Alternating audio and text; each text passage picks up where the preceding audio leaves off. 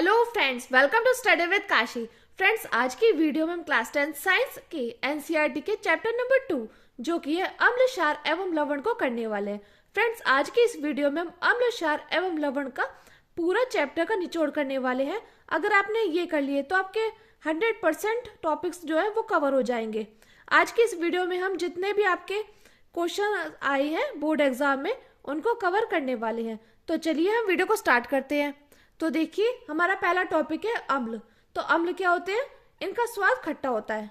क्या होता है? अम्ल वे होते हैं जिनका स्वाद खट्टा होता है। और क्या होता है? इनमें H+ आयन होता है। तो अम्ल में क्या होता है? अम्ल में H+ आयन होता है और ये नीले लिटमस पेपर को क्या कर देते हैं? लाल कर देते हैं। और देखिए, अम्ल और कौन कौन से होते हैं? HCl हाइड्रोक्लोरिक अम्ल है ये, H2SO4 यानी कि सल्फ्यूरिक अम्ल, और देखिए सिट्रिक अम्ल जो कि खट्टे फलों में होता है, और देखिए आदि। तो अम्ल क्या होते हैं? आपने यहाँ पे 4 बात देखी है कि अम्ल वे होते हैं जिनका स्वाद क्या होता है? खट्टा होता है, जैसे कि नींबू, ये हमारा अम्ल कहलाएगा। और देखिए, जो H+ आयन देते हैं वो भी क्या कहलाते हैं? वो भी हमारे अम्ल होते हैं। तीसरा हमने ये पढ़ा है कि ये क्या करते हैं? ये नीले लिटमस पेपर को लाल कर देते हैं। और देखिए, चौथा हमने पढ़ा है कि कुछ हमारे ये अम्ल है, जैसे हाइड्रोक्लोरिक अम्ल, सल्फ्यूरिक अम्ल, सिट्रिक अम्ल आदि। अब हम क्षारक के बारे में पढ़ते हैं। क्षारक को कई बार क्षार भी बोल दिया जाता है। तो देखिए, क्षारक कैसे होते हैं? इनका स्वाद क्या होता है? कड़वा होता है। तो क्षारक क्या होते हैं? कड़वे होते हैं। और ये क्या होता है? ये विलयन में OH- आयन देते हैं। कैसे आयन देते हैं? OH- आयन देते हैं। और ये क्या करते हैं? ये लाल लिटमस पेपर को नीला कर देते हैं। क्या कर देते हैं? ये लाल जो है लिटमस पेपर को नीला कर देते हैं। और देखिए, क्षार कौन से होते हैं? क्षार होते हैं NaOH, KOH, MgOH का होल्टाइज। फ्रेंड्स देखिए, सबसे इजी में मैं आपको बताती हूँ कि अम्ल क्या होते हैं। अम्ल वो होते हैं जो H से स्टार्ट होते हैं, यानी कि हाइड्रोजन से स्टार्ट होते हैं, वो हमारे क्या कहलाएंगे? अम्ल कहलाएंगे। अगर आपको पता ना हो तो आप ऐसे भी पहचान कर सकते हो कि जो H से स्टार्ट हो वो हमारे क्या कहलाएंगे? वो हमारे अम्ल कहलाएंगे। और क्षार क्या होते हैं? क्षार वो होते हैं जिनके पीछे सबसे लास्ट में OH लिखा होता है, जैसे कि NaOH, KOH और OH। तो जैसे अम्ल वे होते हैं जो H से स्टार्ट होते हैं और क्षार वे होते हैं जो जिनके लास्ट में OH होता है। तो ये थे हमारे अम्ल और क्षार। कई बार फ्रेंड्स आपसे अम्ल की परिभाषा पूछ ली जाती है या क्षार की परिभाषा पूछ ली जाती है। तो अगर परिभाषा आए पूछने के लिए आए तो आप ये लिख दोगे तो आपको पूरे में से पूरे नंबर मिल जाएंगे। और कई बार हमसे अम्ल और क्षार में अंतर भी पूछ लिया जाता है। तो आप लिखोगे कि अम्ल क्या है? इनका स्वाद खट्टा होता है, ये H+ आयन देते हैं और ये नीले लिटमस पेपर को लाल कर देते हैं। देखिए, अगर आपने ये पढ़ लिया ना, अगर आपने ये 3 पॉइंट कर लिए तो फिर आप क्षार को अपने आप ही लिख दोगे, क्योंकि इसके क्या होता है? अपोजिट होता है। क्योंकि इनका स्वाद खट्टा होता है तो वो कड़वे होते हैं, और इनमें H+ आयन होता है। तो क्षार क्या होता है? OH आयन, OH- आयन होता है। और ये क्या करते हैं? ये नीले लिटमस पेपर को लाल कर देते हैं। और यहाँ पे क्या है? क्षार ये लाल लिटमस पेपर को नीला कर देते हैं। बस इतनी बात आई समझ में। अब देखिए, हम अपने अगले टॉपिक को देखते हैं जो कि है सूचक के प्रकार। ये फ्रेंड्स आपका मोस्ट इंपॉर्टेंट टॉपिक है, सूचक के प्रकार। फ्रेंड्स, यहाँ पर मैंने जितने भी पॉइंट्स लिए हैं ये आपकी एनसीईआरटी के एक्टिविटीज जितनी भी आई हैं और क्वेश्चन आंसर्स, उन सभी को कवर करके ही मैंने ये यहाँ पे ये पॉइंट्स लिए हैं। और अगर आपने ये वीडियो पूरी देख ली ना तो आपके 100% पॉइंट्स जो है और क्वेश्चन आंसर्स पूरे कवर हो जाएंगे। आपको कहीं और वीडियो देखने की जरूरत नहीं पड़ेगी। तो देखिए, सूचक के प्रकार कितने होते हैं? 3 प्रकार के होते हैं। कौन कौन से? एक होते हैं हमारे प्राकृतिक सूचक, दूसरे होते हैं कृत्रिम सूचक, और तीसरे होते हैं गंधीय सूचक। तो देखिए, प्राकृतिक सूचक कौन से होते हैं? प्राकृतिक सूचक यह सूचक पौधों से प्राप्त होते हैं। प्राकृतिक, आपको प्राकृतिक मतलब बोलचाल से पता चला होगा कि जो प्रकृति से प्राप्त होते हैं वो हमारे क्या कहलाएंगे? वो हमारे प्राकृतिक सूचक कहलाएंगे। जैसे कि हल्दी और लिटमस पेपर। जैसे हल्दी भी हमारा क्या है? हमारा सूचक है, और लिटमस पेपर भी क्या है? हमारा प्राकृतिक सूचक है, क्योंकि ये हमें कैसे प्राप्त हो रहे हैं? ये हमें प्रकृति से प्राप्त हो रहे हैं। अगला देखिए, अगला है हमारा कृत्रिम सूचक। तो देखिए, कृत्रिम सूचक क्या होते हैं? मानव द्वारा बनाए गए सूचक कृत्रिम सूचक कहलाता है। क्या कहलाता है? कृत्रिम सूचक कहलाता है। जो यानी कि मनुष्य ने बनाया, यानी कि हमने बनाया हो, तो वो हमारा क्या कहलाएगा? वो हमारा कृत्रिम सूचक कहलाएगा। जैसे कि मैथिल ऑरेंज और फिनाइल फिथिलीन। तो हमारे कृत्रिम सूचक कौन कौन से हैं? मैथिल ऑरेंज और फिनाइलफिथिलीन। अगला देखिए, अगला है हमारा गंधीय सूचक। तो गंधीय सूचक कौन कौन से होते हैं? तो देखिए, कुछ ऐसे पदार्थ होते हैं जिनकी गंध अम्लीय या क्षारीय माध्यम में बदल जाती है।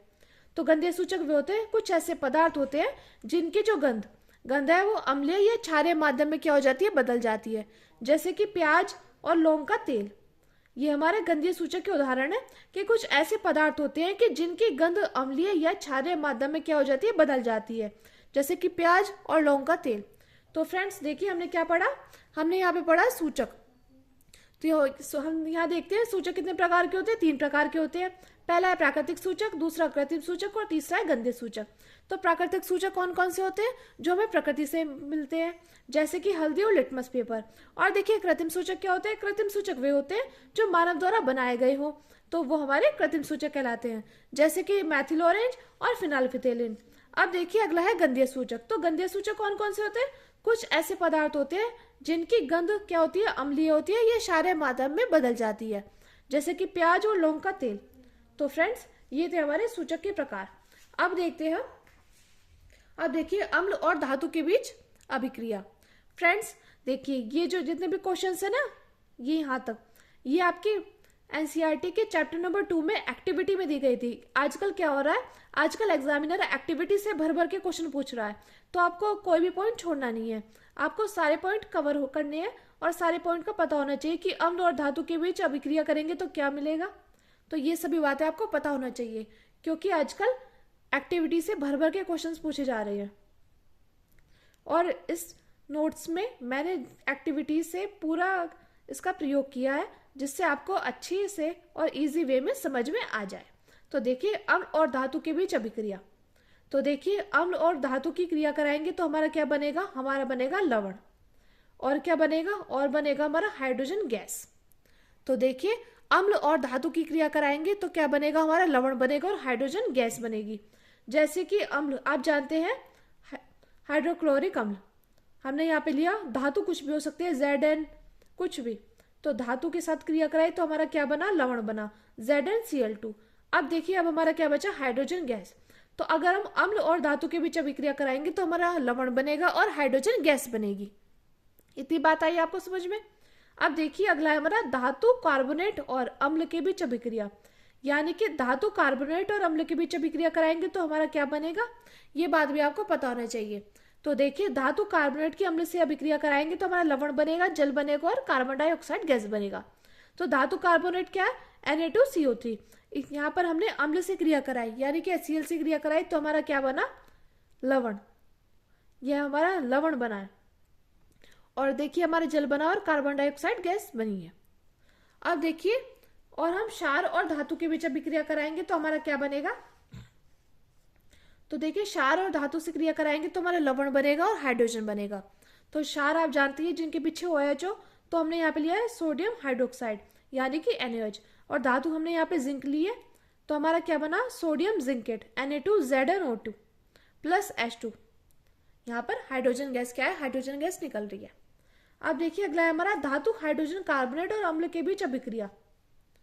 तो देखिए, धातु हाइड्रोजन कार्बोनेट और अम्ल के बीच अभिक्रिया कराएंगे तो हमारा क्या बनेगा? लवण बनेगा, जल बनेगा और कार्बन डाइऑक्साइड गैस बनेगी। देखिए फ्रेंड्स, ये जो हमारी केमिस्ट्री में ना, केमिस्ट्री में रिएक्शंस बहुत ज़्यादा पूछी जाती हैं। तो देखिए, ये जितने भी हैं, ये सारी आपकी एक्टिविटी आपकी एनसीईआरटी की बुक में दी गई थी। तो आप इन रिएक्शंस को क्या करेंगे? इन रिएक्शंस को आप लिख लिख कर याद करेंगे तो आपको और जल्दी से याद हो जाएगा।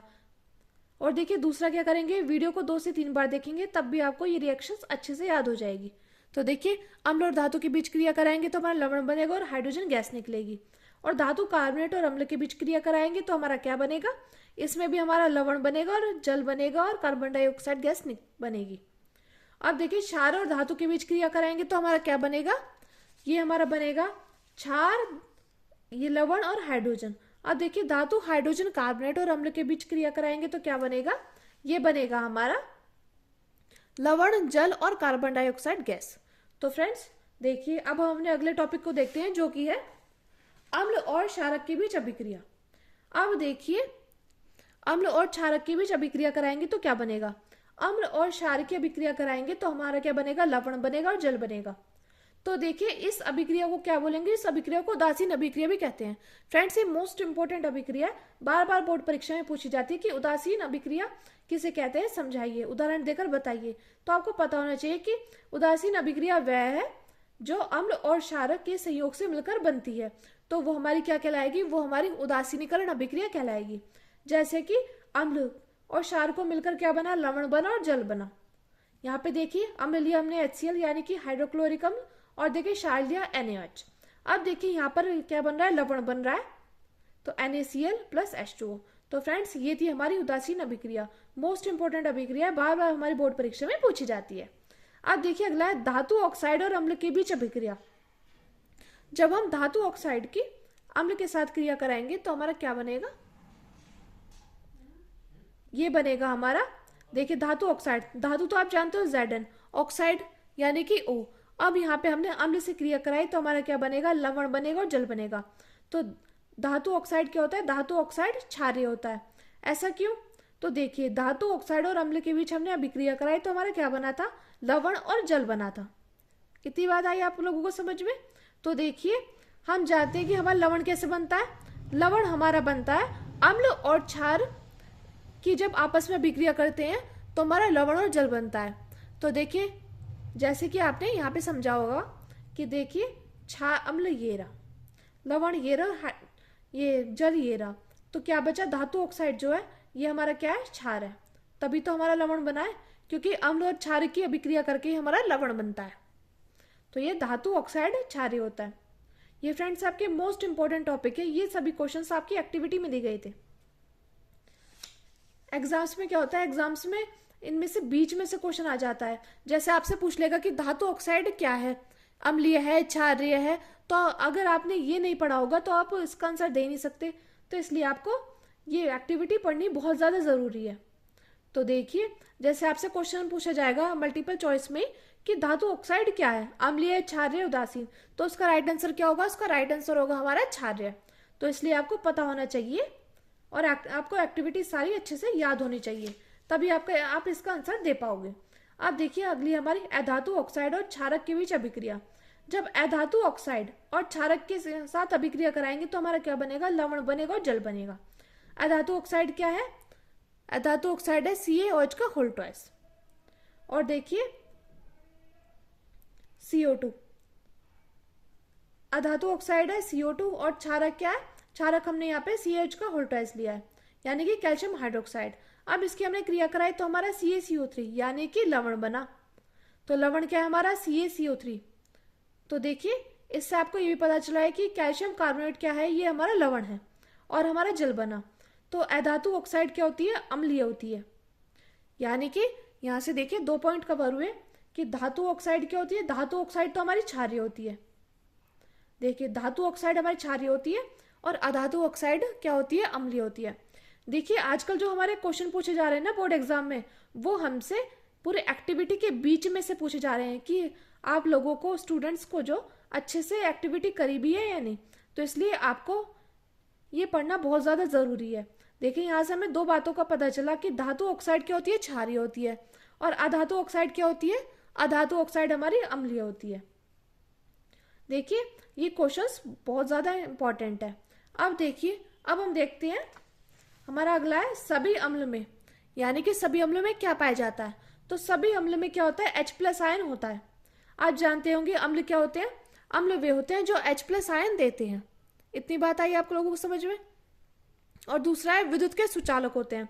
अम्ल क्या होते हैं, अम्ल विद्युत के सुचालक होते हैं, क्योंकि इसमें क्या पाया जाता है, इसमें आयन पाया जाता है, और ये जब ये जलीय अवस्था में हो तो ये विद्युत के क्या होते हैं, सुचालक होते हैं। तो सभी अम्ल क्या है, ये H+ आयन होता है। सभी अम्ल में क्या होता है, H+ आयन होता है, और ये विद्युत के सुचालक होते हैं। जब जलीय अवस्था में हो तो ये विद्युत के सुचालक होते हैं, और विद्युत के सुचालक इसलिए भी होते हैं क्योंकि इसमें क्या पाया जाता है, आयन पाया जाता है, जैसे कि इसमें H+ आयन पाया जाता है। तो ये भी आपसे क्वेश्चन पूछा जाता है कि अम्ल क्या होते हैं, अम्ल विद्युत के कुचालक होते हैं, सुचालक होते हैं, या कुछ भी नहीं होते। तो आपको पता होना चाहिए कि अम्ल हमारे विद्युत के सुचालक होते हैं। अब देखिए हम जानते हैं कि सभी अम्ल में, सभी क्षार में क्या पाया जाता है। तो आप जानते होंगे सभी क्षार में क्या पाया जाता है, सभी क्षार में OH- आयन होता है। और सभी क्षार भी क्या होते हैं, विद्युत के सुचालक होते हैं। यानी कि हमें समझ में आ रहा है कि अम्ल और क्षार क्या होते हैं, विद्युत के क्या होते हैं, सुचालक होते हैं। अगर जलीय अवस्था में हो ये विद्युत के सुचालक होते हैं, क्योंकि इनमें क्या होता है, इनमें आयन पाया जाता है। अम्ल में H+ आयन और क्षार में क्या पाया जाता है, OH- आयन। अब देखिए अगला है हमारा ग्लूकोज अल्कोहल विद्युत के कुचालक होते हैं क्यों। देखिए आपने इससे पहले तो पढ़ा है कि अम्ल और क्षार क्या होते हैं, हमारे सुचालक होते हैं, क्योंकि इनमें आयन पाया जाता है। लेकिन ग्लूकोज और अल्कोहल विद्युत के कुचालक होते हैं क्यों, तो क्यों होते हैं ये हम लिखेंगे, ये दोनों विद्युत के कुचालक होते हैं। यह दोनों सहसंयोजी आबंध के बने होते हैं जिसमें स्वतंत्र इलेक्ट्रॉन आयन नहीं पाया जाता। तो देखिए आपसे क्वेश्चन पूछा जा सकता है कि ग्लूकोज या अल्कोहल विद्युत के क्या होते हैं, सुचालक होते हैं, कुचालक होते हैं, इनमें से कोई नहीं। तो आपको पता होना चाहिए कि ग्लूकोज और अल्कोहल विद्युत के कुचालक होते हैं। क्यों होते हैं, क्योंकि ये सहसंयोजी आबंध के बने होते हैं। कैसे बने होते हैं, ये सहसंयोजी आबंध के बने होते हैं जिसमें स्वतंत्र इलेक्ट्रॉन आयन नहीं पाया जाता। इसमें क्या होता है, इसमें स्वतंत्र इलेक्ट्रॉन यानी कि आयन नहीं पाए जाते, और हमारे अम्ल और क्षार में आयन पाए जाते हैं, इसलिए वो सुचालक होते हैं। तो देखिए ये मोस्ट इंपॉर्टेंट टॉपिक है। ये क्वेश्चन आपका 2024 और 20 में पूछा गया था कि ग्लूकोज विद्युत के कुचालक होते हैं क्यों, कारण बताइए। तो आप लिखोगे कि यह दोनों सहसंयोजी आबंध के बने होते हैं और जिसमें स्वतंत्र इलेक्ट्रॉन आयन बन नहीं पाया जाता, इसलिए ये क्या होते हैं, इसलिए विद्युत के कुचालक होते हैं। अब देखिए अगला है हमारा अम्ल में पानी मिलाना चाहिए या पानी में अम्ल मिलाना चाहिए। ये भी फ्रेंड्स मैंने एक्टिविटी से लिया है, ये आपकी एनसीईआरटी की बुक में एक्टिविटी में दिया गया था कि अम्ल में पानी मिलाना चाहिए या पानी में अम्ल मिलाना चाहिए, तो कारण बताइए। तो हम यहाँ पे लिखते हैं कि अम्ल में पानी नहीं मिलाना चाहिए। क्या करना चाहिए हमें, अम्ल में हमारा पानी नहीं मिलाना चाहिए, क्योंकि यह क्या है, यह एक ऊष्माक्षेपीय अभिक्रिया है और यह हमारे लिए क्या हो सकता है, हमारे लिए खतरनाक हो सकती है। जैसे कि अगर हमने अम्ल के अंदर पानी डाल दिया ना, तो वो क्या हो सकती है, वो हमारे लिए खतरनाक हो सकती है। हमें क्या करना चाहिए, हमें पानी में अम्ल को धीरे धीरे ही मिलाना चाहिए। तो आपसे क्वेश्चन पूछा जा सकता है कि अम्ल में पानी मिलाना चाहिए या पानी में अम्ल, तो आपका आंसर होगा अम्ल में पानी नहीं मिलाना चाहिए, क्योंकि यह एक ऊष्माक्षेपीय अभिक्रिया होती है और क्या होता है, और हमारे लिए क्या हो सकती है, खतरनाक हो सकती है। इसलिए पानी में अम्ल को धीरे धीरे ही मिलाना चाहिए। तो फ्रेंड्स हमें क्या करना चाहिए, हमें पानी में अम्ल को धीरे धीरे ही मिलाना चाहिए। अब देखते हैं हमारा अगला है अम्ल और पानी। अम्ल और पानी की हम क्या करेंगे कि क्रिया कराएंगे, तो हमारा क्या बनेगा, हमारा बनेगा हाइड्रोजनियम आयन। यानी कि देखिए अम्ल और पानी की हमने क्या कराई, हमने यहाँ पे क्रिया कराई, तो हमारा क्या बना, हाइड्रोजनियम आयन। अम्ल हमारा H+ और पानी है H2O। तो देखिए इसकी हमने क्रिया कराई तो हमारा हाइड्रोजनियम आयन यानी कि H3O मिलकर तैयार हुआ, बनकर तैयार हुआ। अब देखिए क्षारक और जल, देखिए क्षार की जल की उपस्थिति में क्रिया कराई तो हमारा क्या बना, हमारा हाइड्रोक्साइड आयन बना। तो देखिए ये है। अब हम देखते हैं क्षार क्या होते हैं। क्षार वह क्षारक जो जल में घुलनशील हो। क्षार क्या होते हैं, क्षार वो होते हैं कि जो जल में घुलनशील हो, जैसे कि NaOH और KOH। अब बात आती है कि तनुकरण, कि तनुकरण क्या होता है। ये भी आपसे फ्रेंड्स 2024 और 23 में पूछा गया था, 2 मार्क्स में पूछा गया था कि तनुकरण किसे कहते हैं। तो आपको पता होना चाहिए कि अम्ल या क्षारक में जल मिलाकर उसके आयन H3O या OH- आयन की सांद्रता कम करना। तो तनुकरण आयन क्या होते हैं, अम्ल और क्षारक में जल मिलाकर उसके आयन की सांद्रता कम करना। तो ये होते हैं हमारे तनुकरण, यानी कि अम्ल और क्षार में जल को मिलाकर हम क्या करेंगे, आयन की सांद्रता को क्या कर देंगे, कम कर देंगे। अब देखिए बात आती है सार्वभौमिक सूचक। तो यानी कि यूनिवर्सल सूचक क्या होते हैं। तो सार्वभौमिक सूचक है, तो देखिए यह कई सूचकों का क्या होता है, मिश्रण होता है। सार्वभौमिक सूचक यानी कि हमारा यूनिवर्सल सूचक क्या होता है, वो होता है हमारा पीएच स्केल। ये हमारा सार्वभौमिक सूचक होता है और ये कई सूचकों का क्या होता है, मिश्रण होता है। अब देखते हैं पीएच स्केल क्या है। तो देखिए पीएच स्केल, पीएच स्केल है हमारा, P4 है पोटेंस यानी कि पावर, और H4 है हाइड्रोजन। तो कुल मिलाकर क्या हो, पावर, पोटेंस और हाइड्रोजन। तो फिर देखिए किसी विलयन में हाइड्रोजन आयन की सांद्रता मापने वाला स्केल क्या होता है, पीएच स्केल। तो देखिए कई बार आपसे 2 नंबर या 1 नंबर में पूछ ले जाता है कि पीएच स्केल किस काम आता है, तो ये किसी विलयन में हाइड्रोजन आयन की सांद्रता को मापने के काम आता है। तो देखिए पीएच स्केल क्या होता है, ये किसी विलयन में हाइड्रोजन आयन की सांद्रता मापने वाला स्केल है। अब देखते हैं पीएच स्केल कहाँ से कहाँ तक होता है, ये 0 से 14 तक होता है। कहाँ से कहाँ तक होता है, ये 0 से 14 तक होता है। अब इसमें हम देखते हैं कई बार हमसे पूछा जाता है कि अम्ल पीएच स्केल में कहाँ से कहाँ तक है, ये उदासीन कहाँ से कहाँ तक है, ये क्षार कहाँ से कहाँ तक है। तो आपको पता होना चाहिए कि पीएच स्केल में क्या होता है, पीएच स्केल 0 से 14 तक होता है। और देखिए और क्या होता है, जब ये 0 से 14 तक होता है तो 0 से 7 तक क्या होता है, अम्ल होता है, यानी कि अम्ल पाया जाता है। और 7 से 14 तक क्या होता है, क्षार होता है हमारा। लेकिन 7 जो है हमारा ये क्या उदासीन है। उदासीन क्यों है, क्योंकि ये पानी ये जल है। तो देखिए पीएच स्केल में क्या है हमारा, ये हमारा 0 से 14 तक होता है पीएच स्केल। और 0 से 7 तक हमारा क्या होता है, 0 से 7 तक हमारा होता है अम्ल। क्या होता है, अम्ल होता है। और 7 से 14 तक क्या होता है, ये होता है हमारा क्षार। लेकिन 7 जो कि बीच में है वो हमारा क्या है, वो हमारा उदासीन। तो देखिए आपको पता होना चाहिए कि अम्ल 0 से 7 तक और क्षार 7 से 14 और 7 क्या है हमारा, 7 हमारा उदासीन है। अब बात आती है प्रबल अम्ल। तो प्रबल अम्ल क्या होते हैं, प्रबल अम्ल वे होते हैं जिनका जितना पीएच कम होगा तो प्रबल अम्ल उतना ही अधिक होगा। तो देखिए जैसे प्रबल अम्ल में क्या होता है कि जिनका पीएच कम होता है वो हमारे क्या होते हैं, वो हमारे प्रबल अम्ल होंगे। जैसे कि देखिए पीएच हमारा 1 है, 3, 4, 5, ये क्या है, ये हमारे प्रबल अम्ल है। लेकिन इसमें जिसका पीएच सबसे कम होगा वो हमारे क्या कहलाएंगे, वो हमारे प्रबल अम्ल कहलाएंगे। यानी कि पीएच 1 ये हमारा प्रबल अम्ल होगा। वैसे ये सभी हमारे प्रबल अम्ल है। अब बात आती है प्रबल क्षार की। तो प्रबल क्षार क्या होता है, जिनका पीएच क्या होता है सबसे अधिक होता है वो हमारे होते हैं प्रबल क्षार। देखिए प्रबल अम्ल में तो क्या होता है, जिनका पीएच सबसे कम होगा वो हमारे होंगे प्रबल अम्ल, और जिनका पीएच सबसे अधिक होगा वो होंगे हमारे प्रबल क्षार। अब देखिए हमारा है अम्लों के प्रकार।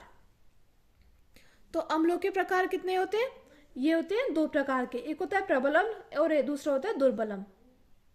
तो देखिए प्रबल अम्ल, कई बार प्रबल अम्ल और दुर्बल अम्ल में अंतर भी पूछ लिया जाता है। तो प्रबल अम्ल क्या होते हैं, H+ आयन देते हैं। तो प्रबल अम्ल में H+ आयन क्या होता है, बढ़ता है। लेकिन दुर्बल आयन में क्या होता है, कम होता है। क्योंकि प्रबल, आपको बात से पता चला होगा कि प्रबल क्या है, जिसमें H+ आयन क्या है, बढ़ रहा है, और दुर्बल अम्ल क्या है, जिसमें H+ आयन क्या है, घट रहा है। और प्रबल अम्ल क्या होते हैं, HCl या H2SO4, यानी कि हमारे हाइड्रोक्लोरिक अम्ल या सल्फ्यूरिक अम्ल। और देखिए दुर्बल अम्ल क्या होता है, लैक्टिक अम्ल, जैसे कि दही बनाने के काम आता है लैक्टिक एसिड। तो प्रबल अम्ल और ये थे दुर्बल अम्ल। अब देखिए क्षारकों के प्रकार। तो ये कितने प्रकार के होते हैं, ये 2 प्रकार के होते हैं, एक तो प्रबल क्षार और दुर्बल क्षार। तो देखिए प्रबल क्षार क्या होते हैं, जिसमें OH- आयन की सांद्रता क्या होती है, अधिक होती है। जिसमें अधिक होती है वो हमारे क्या कहलाते हैं, वो हमारे प्रबल क्षार कहलाते हैं। और देखिए दुर्बल क्षार क्या होते हैं, OH- आयन की सांद्रता क्या होती है, कम होती है इसमें। अब देखिए प्रबल क्षार कौन कौन से होते हैं, NaOH और KOH।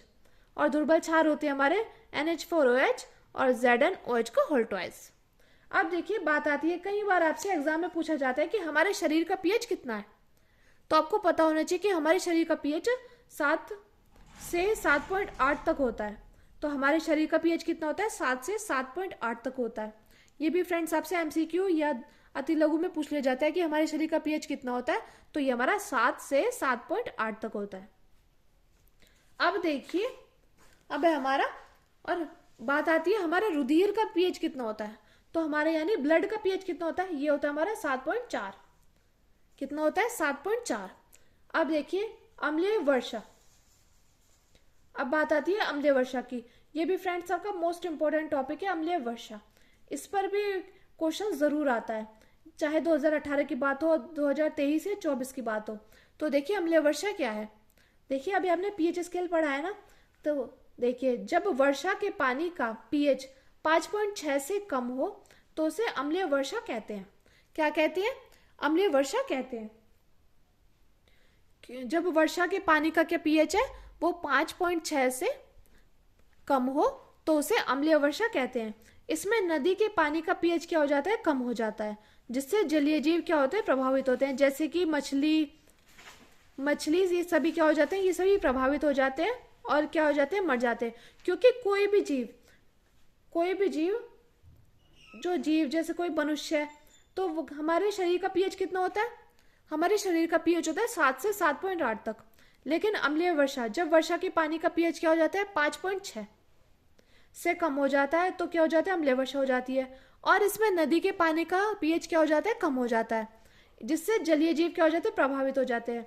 क्योंकि जो जितने भी जीव हैं उनको जीवित रहने के लिए कितने पीएच की जरूरत है, 7 से 7.8 तक। लेकिन इसमें क्या है, इसमें पीएच कम हो रहा है। अब जब वर्षा के पानी का पीएच क्योंकि 5.6 होता है, तो उससे अम्लीय वर्षा होती है। इसमें नदी के पानी का पीएच कम होता है, जिससे जलीय जीव क्या होते हैं, प्रभावित होते हैं। तो फ्रेंड्स, अब देखते हैं हमारे पाचन तंत्र का पीएच ये कितना होता है। तो देखिए, हमारे पाचन तंत्र का पीएच हमारा आमाशय HCl उत्पन्न करता है, यानी कि हमारा जो आमाशय है वो हाइड्रोक्लोरिक अम्ल क्या करता है, उत्पन्न करता है। अब अपच में हमारा आमाशय अत्यधिक HCl उत्पन्न करता है, यानी कि जब हमारा पेट खराब हो तो हमारा आमाशय क्या करेगा, अत्यधिक HCl उत्पन्न करता है, जिससे हमें क्या होता है, हमें पेट में दर्द होता है। क्या होता है, हमें पेट में दर्द होता है। तो हमारा आमाशय, कई बार क्वेश्चन पूछा जाता है कि हमारे पाचन तंत्र यानी कि आमाशय में कौन सा अम्ल होता है, तो ऑप्शन होगा HCl, तो वो हमारा राइट आंसर होगा, यानी कि हाइड्रोक्लोरिक अम्ल। तो हमारे पेट के अंदर क्या होता है, हमारे पेट के अंदर HCl आयन होता है, HCl अम्ल होता है। अब देखिए, अपच में हमारा आमाशय अत्यधिक HCl उत्पन्न करता है, जिससे हमें क्या होता है, जिससे हमें दर्द होता है।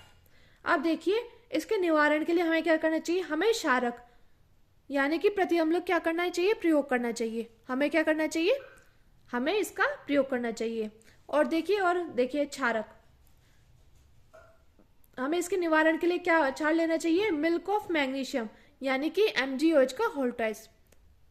जब हमारे शरीर में दर्द हो, हमारे पेट में दर्द हो अपच के कारण, तो हमें क्या करना चाहिए, हमें क्षारक लेना चाहिए। और कौन सा क्षारक, MgOH का होल ट्वाइस यानी कि मिल्क ऑफ मैग्नीशियम, इसके निवारण के लिए। अब देखते हैं, हमारा अगला है दंत क्षय यानी कि दांत का नष्ट होना। तो जब मुंह का पीएच 5.5 से कम हो जाता है, तो दंत क्षय क्या हो जाता है, आरंभ हो जाता है। तो हमारा दंत क्षय क्या हो जाता है, आरंभ हो जाता है। जब हमारे मुंह का पीएच कितना 5.5 से कम हो जाता है, तो हमारा दांत का रोग क्या हो जाता है, आरंभ हो जाता है। तो इसके उपाय के लिए हमें क्या करना चाहिए, अम्ल को उदासीन करने के लिए टूथपेस्ट यानी कि क्षारक का प्रयोग करना चाहिए। आप लोगों को पता ही होगा, पहले लोग क्या करते, नीम की टहनी लेकर उससे दातुन करते थे। उससे क्या होता था, उनका जो ये है, क्योंकि कड़वे उसमें क्या रहता है, कड़वे पदार्थ में हमारा क्षार रहता है, तो इसलिए अम्ल क्या करते थे, वो अम्ल को उदासीन कर देते थे, जिससे हमारे दांत बिल्कुल सही रहते थे। लेकिन देखिए, जब दांत का रोग हो तो उसके उपाय के लिए हमें अम्ल को उदासीन करने के लिए किसका प्रयोग करना चाहिए, टूथपेस्ट यानी कि क्षार का प्रयोग करना चाहिए। पहले नीम की टहनी ये सब यूज करते थे लोग, अब टूथपेस्ट बना दिया गया है। अब देखिए, दूसरा है हमारा मधुमक्खी। तो मधुमक्खी शरीर में अम्ल छोड़ देता है, जिससे दर्द होता है। मधुमक्खी के कई बार क्वेश्चन आता है कि मधुमक्खी के काटने में कौन सा, या मधुमक्खी के काटने पे कौन सा अम्ल होता है, या मधुमक्खी हमारे शरीर में कौन सा अम्ल छोड़ देती है। तो ये हमारे शरीर में मेथनोइक अम्ल छोड़ देती है, जिससे हमें क्या होता है, हमें दर्द होता है। और हमें क्षारक यानी कि बेकिंग सोडा का प्रयोग करना चाहिए इसके निवारण के लिए। अगर मधुमक्खी हमारे शरीर में डंक मारे, कोई अम्ल छोड़ दे, जो अम्ल छोड़ती है वो उसका नाम होता है मेथनोइक अम्ल या फार्मिक अम्ल, तो जिससे हमें क्या होता है, दर्द होता है। तो इसके निवारण के लिए हमें बेकिंग सोडा का प्रयोग करना चाहिए। फ्रेंड्स, ये टॉपिक्स जो है ये हमारे मोस्ट इंपॉर्टेंट है। अब देखिए, नेटल के पत्ते, इसमें कौन सा अम्ल होता है, यह मेथनोइक अम्ल छोड़ता है। नेटल के जो पत्ते होते हैं वो मेथनोइक अम्ल छोड़ता है। कई बार क्वेश्चन पूछा जाता है, या तो MCQ में या आपसे 2 नंबर में पूछा जाएगा कि नेटल के पत्ते में कौन सा अम्ल होता है, तो आपको पता होना चाहिए कि इसमें मेथनोइक अम्ल होता है। अब देखिए, इसका मैथोनिक अम्ल जब देता है तो क्षारक के क्या है, डाक पौधा का प्रयोग करना चाहिए। जब वो मैथोनिक अम्ल छोड़ता है ना तो हमें क्षारक के रूप में डाक के पौधे का उपयोग करना चाहिए। अब देखिए अगला है हमारा प्राकृतिक अम्ल। फ्रेंड्स देखिए ये आपकी एनसीईआरटी बुक में ये लिस्ट दी गई थी, ये मोस्ट इंपॉर्टेंट है, इससे हर साल क्वेश्चन बनता है। कई बार पिछले साल आपसे पूछा गया था कि टमाटर में कौन सा अम्ल होता है, तो आपको पता होना चाहिए कि टमाटर में ऑक्जेलिक अम्ल होता है, दही में कौन सा अम्ल होता है, लैक्टिक अम्ल होता है। ये आपकी जो सारणी है ये मोस्ट इंपॉर्टेंट है, बार बार बोर्ड परीक्षा में पूछी गई थी। इसलिए देखिए सिरके में कौन सा अम्ल होता है, सिरके में हमारा एसिटिक अम्ल होता है। कौन सा अम्ल होता है, एसिटिक अम्ल होता है। अब देखिए संतरा या नींबू में कौन सा अम्ल होता है, इसमें होता है हमारा सिट्रिक अम्ल। अगला देखिए इमली में कौन सा अम्ल होता है, टार्टरिक अम्ल। अगला देखिए टमाटर में कौन सा अम्ल होता है, ऑक्जेलिक अम्ल। और दही में लैक्टिक अम्ल होता है। और चींटी के डंक में क्या होता है, मैथोनिक अम्ल या हमारा फार्मिक अम्ल।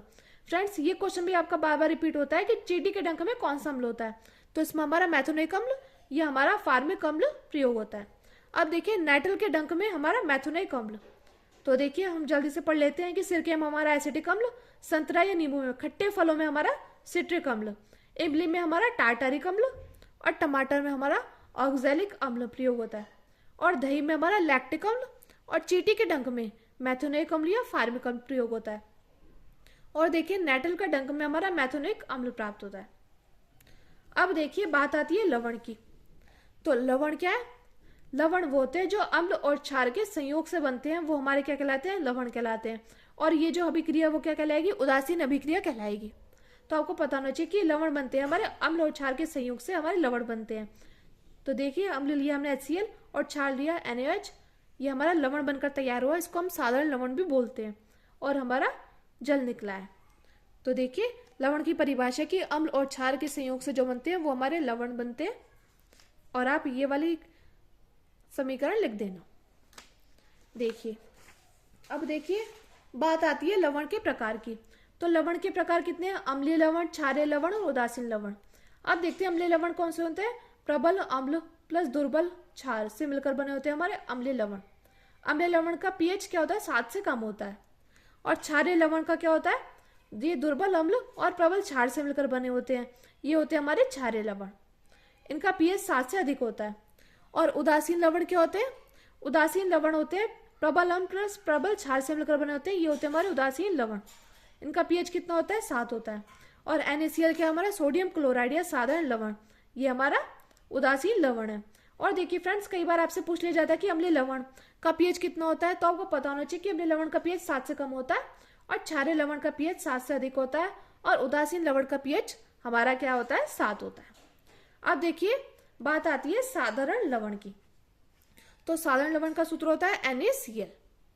अब देखिए, अब फ्रेंड्स देखिए ये टॉपिक्स जो है ये टॉपिक से मोस्ट इंपॉर्टेंट है। कुल मिलाकर 10 से 15 मार्क्स का क्या आ जाता है हमारा साइंस में, 10 से 15 मार्क्स का हमारा चैप्टर नंबर 2 आ जाता है, क्योंकि देखिए घुमा फिरा कर यहाँ से क्वेश्चन पूछे जाते हैं। अब देखिए बात आती है सोडियम हाइड्रोक्साइड की। सोडियम हाइड्रोक्साइड, इसका आपको क्या पता होना चाहिए, इसका आपको सूत्र पता होना चाहिए, रासायनिक नाम पता होना चाहिए और क्या पता होना चाहिए, इसकी इक्वेशन पता होना चाहिए और इसका उपयोग पता होना चाहिए। तो सोडियम हाइड्रोक्साइड, सोडियम होता है Na और हाइड्रोक्साइड होता है हमारा OH, तो मिलाकर हुआ NaOH।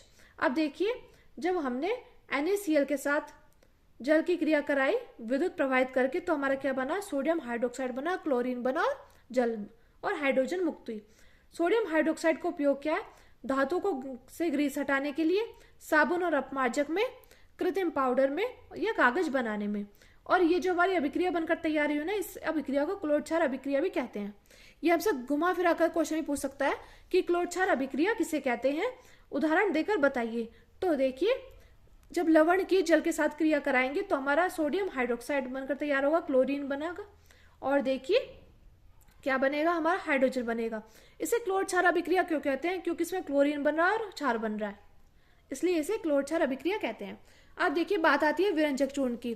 फ्रेंड्स विरंजक चूर्ण को बोलचाल की भाषा में ब्लीचिंग पाउडर भी बोल देते हैं, ये भी आपका मोस्ट इंपॉर्टेंट है। इसका आपको सूत्र पता होना चाहिए, रासायनिक नाम पता होना चाहिए और इसका बनाने की विधि और उपयोग पता होना चाहिए। तो विरंजक चूर्ण का रासायनिक सूत्र क्या था, CaOCl2। इसका रासायनिक नाम है कैल्शियम ऑक्सीक्लोराइड। सी है कैल्शियम, ओ से ऑक्सी, Cl2 यानी कि क्लोराइड, तो मिलाकर है कैल्शियम ऑक्सीक्लोराइड। तो देखिए इसकी जब हम क्या करेंगे, कैल्शियम हाइड्रोक्साइड में क्लोरीन गैस प्रोवाइड करेंगे तो हमारा क्या बनकर तैयार होगा, कैल्शियम ऑक्सीक्लोराइड यानी कि ब्लीचिंग पाउडर और जल। तो फ्रेंड्स ये हमारे विरंजक चूर्ण बनाने की रासायनिक समीकरण, ये आपको पता होना चाहिए। आपसे 2 नंबर 4 नंबर में पूछ ली जाती है। अब देखिए बात आती है उपयोग की। तो विरंजक चूर्ण का उपयोग क्या है, कपड़ा उद्योग में, पेपर उद्योग में, कपड़े को ब्लीच करने में, ऑक्सीकारक में, और देखिए पीने के पानी को रोगाणु मुक्त करने में, इन सभी में क्या है, विरंजक चूर्ण का हमारा प्रयोग होता है। अब देखिए बात आती है बेकिंग सोडा। ये भी आपका मोस्ट इंपॉर्टेंट है, इसका आपको सूत्र पता होना चाहिए, रासायनिक नाम पता होना चाहिए, इसके उपयोग पता होना चाहिए, ये 3 बातें पता होनी चाहिए। तो बेकिंग सोडा, तो बेकिंग सोडा का सूत्र है NaHCO3, इसे सोडियम हाइड्रोजन कार्बोनेट भी बोल देते हैं। इसकी समीकरण है NaCl यानी कि लवण, जल और कार्बन डाइऑक्साइड गैस और अमोनिया, इन चारों को प्रवाहित करेंगे तो हमारा अमोनियम क्लोराइड बनेगा। और क्या बनेगा, हमारा बेकिंग सोडा। ये आपकी मोस्ट इंपॉर्टेंट है, आपसे पूछ ली जाती है तो आपको पता होना चाहिए। अब देखिए इसका उपयोग, बेकिंग सोडा का उपयोग किसमें करते हैं, पकोड़े को खस्ता बनाने के लिए, खाने को जल्दी पकाने के लिए, या केक ब्रेड बनाने के लिए, या सोडा अम्ल क्या होता है, अग्निशामक के लिए भी इसका प्रयोग कर लेते हैं। अब देखिए ये आपकी एक्टिविटी में पूछा गया था कि बेकिंग सोडा को गर्म करने पर क्या बनता है। तो बेकिंग सोडा को गर्म करने पर हमारा क्या बनेगा, Na2CO3 यानी कि हमारा धावन सोडा बनेगा, और कार्बन डाइऑक्साइड गैस बनेगी और हाइड्रोजन वो जल बनेगा। तो देखिए ये भी आपसे एग्जाम में पूछ लिया जाता है कि बेकिंग सोडा को गर्म करते हैं तो हमारा क्या बनकर तैयार होता है, तो हमारा धावन सोडा बनकर तैयार होता है। अब बात आती है बेकिंग पाउडर की। तो देखिए बेकिंग सोडा अलग होता है, बेकिंग सोडा होता है NaCO3, लेकिन जब इसमें अम्ल मिला दिया ना H+, तो ये क्या बना, ये हमारा बना बेकिंग पाउडर NaCO3 + H+। अब देखिए केक का निर्माण, ये भी क्वेश्चन आपसे पूछा जाता है कि केक का निर्माण कैसे करते हैं। जब बेकिंग पाउडर को गर्म करेंगे तो हमारा कार्बन डाइऑक्साइड गैस, जल और अम्ल का सोडियम लवण बनकर तैयार होगा। जब कार्बन डाइऑक्साइड के कारण ब्रेड क्या और या केक क्या हो जाते हैं, फूल जाते हैं और मुलायम और क्या हो जाते हैं, स्पंजी हो जाते हैं। इससे क्या होता है, इससे हमारा केक का निर्माण हो जाता है। पहले क्या होता था, पहले आज से 20 साल पहले हम क्या करते थे, बेकिंग सोडा को सिर्फ गर्म कर देते थे तो हमारा Na2CO3 बनता था। जल तो देखिए, जल तो हमारा अवशोषित हो जाता था, लेकिन इसका कार्बन डाइऑक्साइड गैस का उपयोग होता था जैसे केक को फूलने में। लेकिन ये हमारा क्या बनता था, ये हमारा क्षार बनता था। क्षार क्या होते हैं, ये केक को कड़वे कर देते हैं। इसके लिए हमें इसमें क्या मिलाना पड़ता था, इसके लिए हमें इसमें इमली का रस मिलाना पड़ता था। लेकिन इसके लिए अब क्या बना दिया गया, अब बेकिंग पाउडर का प्रयोग करने लगे हैं केक बनाने के लिए, जिससे वो क्या हो जाए, वो केक फूल जाए और मुलायम और स्पंजी हो जाए। अब देखिए अब है वॉशिंग सोडा या धावन सोडा। ये भी फ्रेंड्स मोस्ट इंपॉर्टेंट है, आपको इसका सूत्र, रासायनिक नाम, ये उपयोग पता होना चाहिए। तो इसका सूत्र है Na2CO3 × 10H2O यानी कि sodium carbonate Deka hydrate, Deka बोलते हैं 10 को और हाइड्रेट जल को। अब देखिए इसको देखिए, सोडियम कार्बोनेट की जल से क्रिया कराएंगे तो क्या बनेगा, हमारा सोडियम कार्बोनेट डेका हाइड्रेट बनेगा।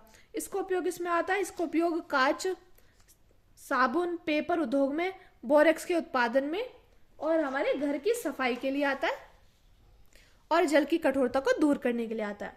अब बात आती है प्लास्टर ऑफ पेरिस। फ्रेंड्स ये भी आपका मोस्ट इंपॉर्टेंट है, बार बार बोर्ड परीक्षा में पूछे जाते हैं। प्लास्टर ऑफ पेरिस को हम POP बोल देते हैं। इसका रासायनिक सूत्र है CaSO4 × 12H2O और इसका रासायनिक नाम है calcium sulphate hydrate. Calcium sulphate hemihydrate, बार बार पढ़ोगे तो आपको याद हो जाएगा और इसकी जो इक्वेशन आप लिख लिख कर देखोगे तो आपको तब भी याद हो जाएगा। अब देखिए ये कैसे बनता है, ये जिप्सम को गर्म करके 373 डिग्री केल्विन ताप पर गर्म करेंगे तो हमारा प्लास्टर ऑफ पेरिस बनकर तैयार हो जाएगा। CaSO4 × 2H2O को गर्म करेंगे तो हमारा POP और हमारा जल बनकर तैयार हो जाएगा। देखिए प्लास्टर ऑफ पेरिस का उपयोग किसमें होता है, टूटी हुई हड्डियों को जोड़ने के लिए, खिलौने मूर्तियों के लिए, घरों को सजाने के लिए और सतह को चिकना बनाने के लिए। तो फ्रेंड्स ये क्वेश्चन आपसे 4 से 6 नंबर में पूछा जाता है। ये आपको पता होना चाहिए। अब देखिए बात आती है जिप्सम की। तो जिप्सम कैसे बनता है? जिप्सम का सूत्र होता है CSO4 × 2H2O। इसको बोलते हैं कैल्शियम सल्फेट डिहाइड्रेट। इसका रासायनिक नाम है और रासायनिक सूत्र ये है। जब हम प्लास्टर ऑफ पेरिस को गर्म करेंगे तो हमारा क्या बनकर तैयार होगा? ये हमारा जिप्सम है, ये हमारा जिप्सम बनकर तैयार हो जाएगा। जब हम क्या करेंगे? जब हम पीओपी को गर्म कर देंगे, पीओपी को जल के साथ गर्म करेंगे तो हमारा क्या बनकर तैयार हो जाएगा? जिप्सम बनकर तैयार हो जाएगा। तो फ्रेंड्स ये जितने भी है जैसे धावन soda, washing powder, baking powder, plaster of Paris, gypsum, sodium hydroxide, इनका आपको सूत्र पता होना चाहिए, रासायनिक नाम पता होना चाहिए, इनकी आपको समीकरण पता होनी चाहिए कि ये कैसे बनते हैं, और आपको इनका उपयोग पता होना चाहिए क्योंकि ये मोस्ट इंपॉर्टेंट है। इन्हीं में से बार बार क्वेश्चंस रिपीट होते हैं। तो फ्रेंड्स ये था हमारा चैप्टर नंबर 2, अम्ल, क्षार और लवण। मैं उम्मीद करती हूँ आपको ये चैप्टर अच्छे से समझ में आया होगा। और फ्रेंड्स मैंने ये topic point two point cover कराया है। अगर आपने ये कर लिया तो आपके जितने भी एग्जाम्स में क्वेश्चन आते हैं ना वो सभी कवर हो जाएंगे। अगर आपको वीडियो अच्छी लगी तो प्लीज़ हमारे चैनल को सब्सक्राइब कीजिए और वीडियो को लाइक, शेयर, कमेंट जरूर कीजिए। Thank you, thanks for watching.